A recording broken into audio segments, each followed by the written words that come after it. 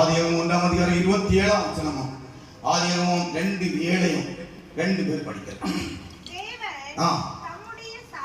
தம்முடைய சாயலாக மனுஷனை சிருஷ்டித்தார், அவனை தேவ சாயலாகவே சிருஷ்டித்தார். இது ஒரு பகுதி. 2:7 படிங்க.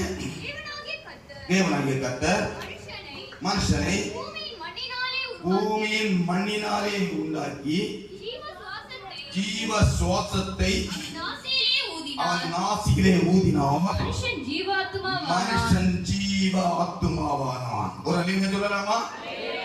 2 படைப்பை குறித்து பார்க்கிறோம். ஒன்று, அவருடைய சாயலாக உருவாக்கினான்.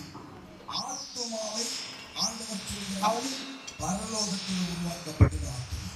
அந்த ஆத்துமாவை நமக்குள்ள பங்கு ஜீவ சுவாசத்தை நம்ம நம்ம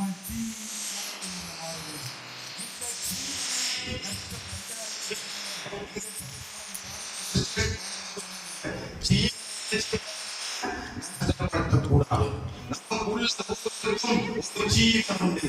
அது ஒரு காலத்தில் மரித்து போய்விட்டது. அந்த மரித்து போய்விட்ட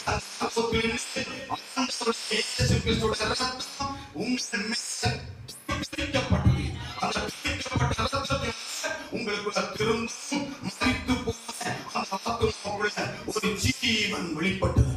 அந்த ஜீவன் வெளிப்பட்ட அந்த ஜீவன் அதனை அலட்சியம் செய்ய மாட்டாங்க.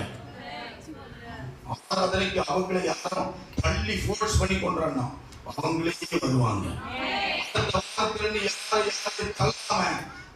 ஆராதனை கொடுங்க, ஆனா கர்த்தரையே தள்ளி கொண்டு வருவார். திரும்பி